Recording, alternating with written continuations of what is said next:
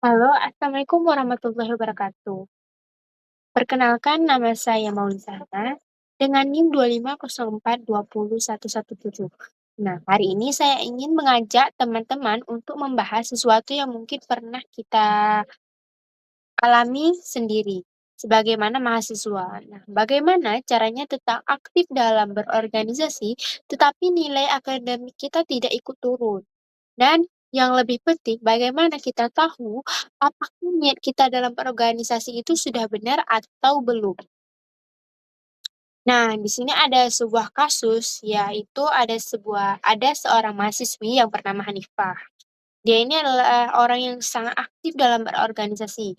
Dia itu ketua BEM, ikut aksi sosial, advokasi kebijakan, sampai program pemberdaya komunitas itu sangat kagum kepada dia, saking banyaknya mengikuti organisasi. Nah, tapi belakangan ini IPK Hanifah itu turun drastis dari mulainya 3,8 menjadi 3,1. Orang tuanya itu mulai khawatir. Hmm, Karena anaknya itu sebelumnya itu IPK-nya tidak pernah serendah ini. Nah, bahkan dosen pembimbing Hanifah ini bertanya langsung kepada Hanifah, kamu ini mau jadi aktivis atau mau jadi dokter kesehatan masyarakat yang kompeten? Nah, tapi di sini yang bikin Hanifah terpukul bukan pertanyaan dari orang-orang lain, tapi pertanyaan yang timbul pada diri dia sendiri. Nah, dia bertanya, sebenarnya dia itu ikut organisasi ini karena ikhlas ingin membantu orang lain atau pengen diakui oleh orang atau pengen terkenal. Nah, disinilah dilema yang akan kita bahas, yaitu mahasiswa aktivis versus mahasiswa akademik. Nah, ternyata kasus Hanifah ini bukan satu-satunya kasus yang ada di perguruan tinggi di Indonesia. Nah, data BANPT atau Badan Akreditasi Nasional di tahun 2024 membuktikan bahwa mahasiswa yang aktif berorganisasi mempunyai kemampuan sosial 2 kali lebih baik dibanding yang tidak berorganisasi. Nah, bagus kan? Tetapi di sisi lain ada 34% dari mereka justru mengalami penurunan nilai yang cukup signifikan. Nah, bahkan WHO juga mencatat dalam 3 tahun terakhir, burnout atau kelelahan parah pada mahasiswa aktif meningkat menjadi 40%.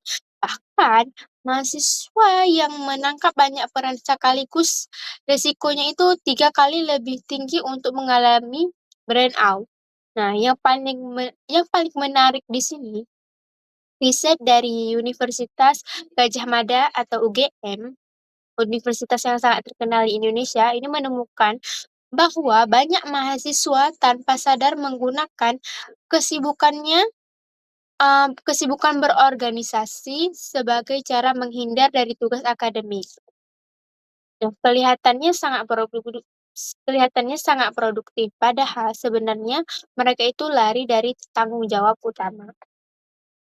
Nah, sekarang kita lihat dari sisi akhlak dan nilai Islam. Ada 4 masalah utama yang terlibat dalam kasus seperti Hanifah ini.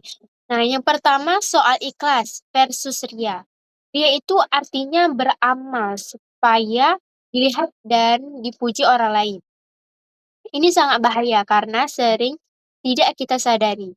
Nah, yang kedua, ada soal amanah ilmu versus amanah sosial. Kita punya kewajiban untuk belajar, dengan sungguh-sungguh. Tetapi, di sisi lain, ada dorongan untuk berkontribusi ke masyarakat. Keduanya sangat penting. Tetapi, mana yang lebih utama? Amanah terhadap ilmu atau amanah terhadap sosial?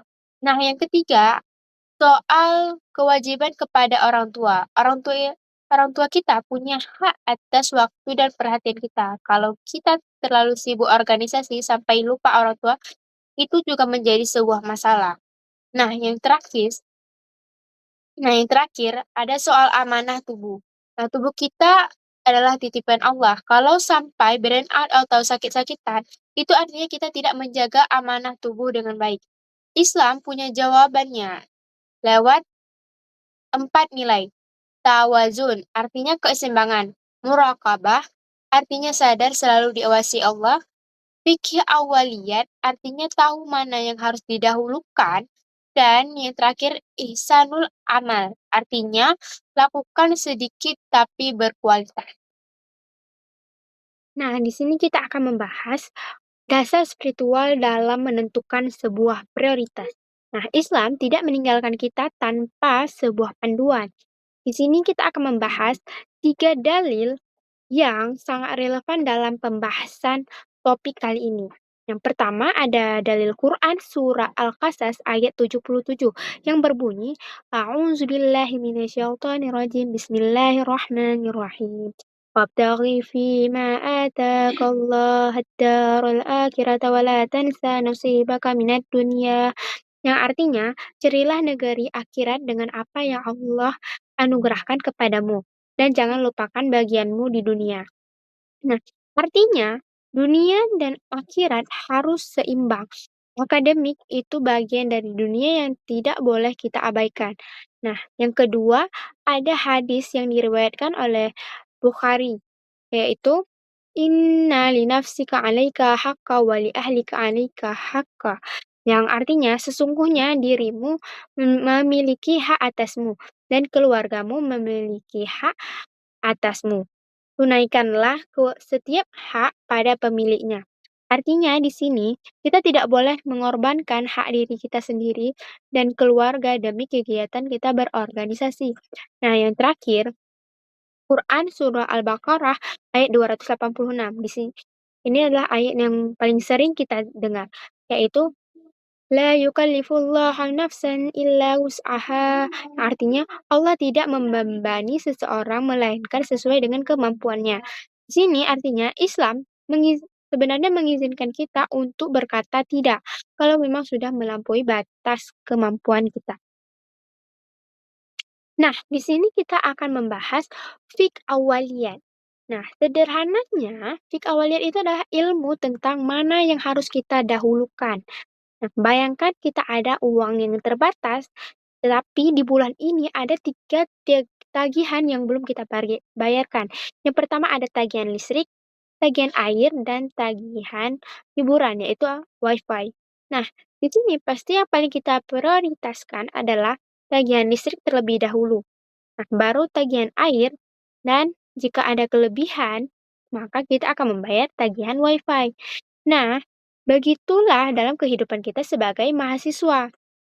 Akademik itu sebagai listrik, tagihan listrik dan air. Wajib pribadi, wajib kita penuhi terlebih dahulu. Tidak bisa kita gantikan siapapun. Kewajiban sama seperti kewajiban kita kepada orang tua. Nah, sedangkan organisasi itu lebih seperti tagihan tambahan, WiFi tadi. Tetap penting dan bernilai ibadah, tetapi kalau ada orang lain yang bisa menggantikan kita, maka kewajiban kita berkurang. Jadi bukan berarti kita tidak boleh berorganisasi, tapi urutkan yang mana yang benar, akademik, orang tua, baru berorganisasi. Nah, selanjutnya ada ikhlas versus riya, memurnikan niat dalam beramal. Sekarang, kita bayangkan kalau kegiatan organisasi, di dalam kegiatan organisasi itu kita tidak bersuah foto dan foto tersebut kita tidak posting ke media sosial. Maka apakah kita masih ingin ikut dalam kegiatan tersebut? Maka jika jawaban kita masih ragu-ragu, maka ada sedikit ria di dalam diri kita yang perlu kita bersihkan. Nah, di sini Imam Al-Ghazali, salah satu ulama yang paling besar di Islam, menyebutkan bahwa ria sebagai penyakit hati yang paling sulit dideteksi. Bahkan orang yang sudah lama berorganisasi pun tanpa sadar terkena penyakit ria ini. Cara mengatasinya adalah dengan murakabah, yaitu selalu ingat bahwa Allah melihat niat kita. Bukan cuma tindakan kita yang terlihat dari luar. Kalau kita terbiasa tidak memposting kegiatan kita di media sosial, maka lama-kelamaan Ikhlas itu menjadi, sebuah, kegiatan yang mudah dan terasa lebih ringan. Akademik versus aktivisme dalam timbangan maqasid syariah. Nah, di sini Islam punya sistem skala prioritas yang namanya maqasid syariah. Gampangnya, maqasid syariah ini adalah sebuah piramida yang, di mana ada 3 bagian. Nah, bagian paling atas itu ada bagian yang kegiatan yang paling wajib kita lakukan. Nah, yang di tengah itu adalah, sebuah kegiatan pendukung. Nah, yang paling bawah ini adalah, dia sebagai penyempurna. Nah, menuntut ilmu termasuk menjaga nilai akademik, masuk ke kategori paling atas di piramida, yaitu menjaga akal, ini sebuah kewajiban utama. Sementara aktivisme sosial, walaupun dia bernilai ibadah, secara hierarki dia masuk ke kategori pendukung atau penyempurna. Nah, letaknya bisa di tengah, bisa paling bawah sebagai penyempurna. Jadi, kalau kita mengorbankan nilai akademik demi kegiatan berorganisasi, dalam kacamata Islam, kita sedang menukar yang lebih wajib dengan yang kurang wajib. Itu bukan keputusan yang bijak, kita sebagai mahasiswa. Nah, di sini kita akan membahas tawazun, yaitu keseimbangan hidup sebagai jalan tengah. Nah, tawazun di sini adalah artinya keseimbangan. Tetapi keseimbangan itu bukan hanya semua dapat dibagi dengan porsi yang sesama. Tetapi keseimbangan adalah setiap hal yang mendapat haknya sesuai dengan seberapa penting hal tersebut. Bayangkan ponsel kita terus-menerus kita pakai tapi tidak pernah kita isi baterai, maka lama-kelamaan akan padam. Burnout itu sama persis, kita terus-menerus melakukan kegiatan tanpa benar-benar kita beribadah sampai akhirnya kita jatuh sakit atau kita tidak bisa produktivitas sama sekali. Bahkan di sini Rasulullah Shallallahu Alaihi Wasallam pernah menegur sahabatnya karena sahabatnya terlalu keras dalam beribadah sampai melupakan haknya tubuh. Nah, beliau berkata kepada sahabatnya, "Tubuhmu punya hak atasmu. Kalau berlebihan dalam ibadah saja tidak boleh, maka berorganisasi itu uh, berlebih." Nah, cara praktisnya, jadikan sholat 5 waktu sebagai jeda wajib setiap hari. Nah, tidak cukup dengan itu, maka kita lakukan makan teratur, olahraga, dan luangkan waktu untuk keluarga. Itu semua bukan hanya membuang-buang waktu, tapi itu menjaga keseimbangan tubuh kita agar optimal. Nah, setelah kita tahu masalahnya dan dasar masalahnya, di sini yang kita perlukan adalah sebuah solusi. Nah, di sini ada 5 langkah konkret yang bisa langsung kita terapkan. Nah, yang pertama ada niat audit berkala secara rutin. Nah, sesekali tanyakan pada diri kita sendiri, kalau tidak ada kalau tidak ada yang tahu saya melakukan ini, apakah saya masih melakukannya? Ini adalah salah satu cara yang sangat sederhana untuk menjaga keikhlasan. Yang kedua ada buat daftar prioritas yang jelas. Tulis mana yang paling wajib dan mana yang bisa kita kurangi. Mana yang bisa kita delegasikan ke orang lain. Nah, yang ketiga ada ingat bahwa belajar sungguh-sungguh itu menjadi ahli bidang yang kita tuntuni juga merupakan sebuah ibadah. Maka akademik adalah ibadah. Itu juga berkontribusi nyata untuk masyarakat. Apalagi di kasus Hanifah ini dia sendiri, jurusan kedokteran. Nah, dia ini adalah salah satu yang sangat diperlukan dalam masyarakat.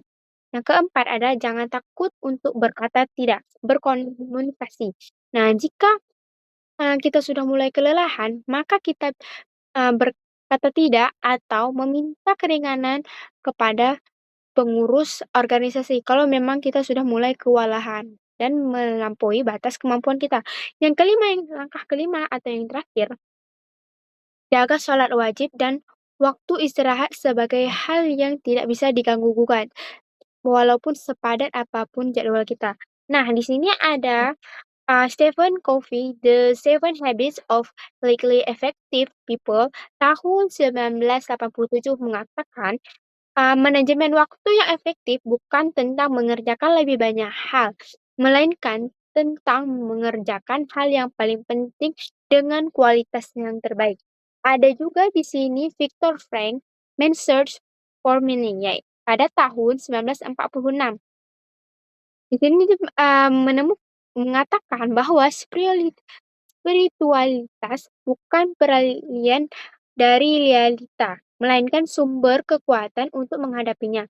Praktik ritual harian adalah investasi kapasitas batin yang paling efisien. Baik, karena kita sudah di akhir pembahasan, maka di sini saya dapat menyimpulkan apa yang tadi kita bahas dari pembahasan akademik versus aktivisme. Nah, di sini ada 6 kesimpulan yang bisa kita ambil dalam pembahasan kali ini. Yang pertama, niat adalah fondasi. Nah, sebelum berorganisasi, tanyakan dulu terlebih dahulu kepada diri kita sendiri. Kegiatan ini kita lakukan untuk apa? Karena sekecil apapun amal yang kita perbuat, nilainya ditentukan oleh niat. Nah, yang kedua ada tawazun, bukan kompromi. Seimbang bukan berarti setengah-setengah, tapi memberikan setiap kewajiban haknya sesuai. Akademik, organisasi, keluarga, dan istirahat. Yang ketiga ada amanah dan amanah ilmu dan amanah sosial. Jangan merasa belajar sungguh-sungguh itu adalah sebuah keegoisan. Menjadi ahli yang kompeten juga bentuk kontribusi nyata untuk masyarakat. Yang keempat ada fik awaliyat. Kalau bingung harus pilih yang mana, tanya terlebih dahulu. Mana yang lebih wajib? Jawaban itu yang menjadi panduan kita sebagai mahasiswa. Kelima ada burnout adalah sebuah sinyal. Kalau sudah sangat lelah dan nilai akademik kita menurun, itu bukan kurang bersyukur. Itu adalah sebuah tanda kita sudah melampaui batas kemampuan kita. Jangan tunggu kita jatuh, baru kita berhenti. Nah, kesimpulan yang terakhir ada kualitas lebih baik daripada kuantitas. Atau ihsanul amal. Nah, lebih baik kita mengikuti satu organisasi tapi kita berkontribusi nyata daripada kita mengikuti banyak organisasi tapi tidak ada satupun yang kita urus dengan baik. Nah, intinya, jadilah mahasiswa yang efektif sekaligus berprestasi dengan niat ikhlas, prioritas jelas, dan keseimbangan terjaga. Islam tidak menyuruh kita memilih salah satu. Nah, tetapi Islam di sini mengajarkan cara menjalankan keduanya dengan benar. Baik, sekian yang dapat saya sampaikan. Lebih dan kurang saya mohon maaf. Saya akhiri. Wabillahi taufik wal hidayah. Wassalamualaikum warahmatullahi wabarakatuh.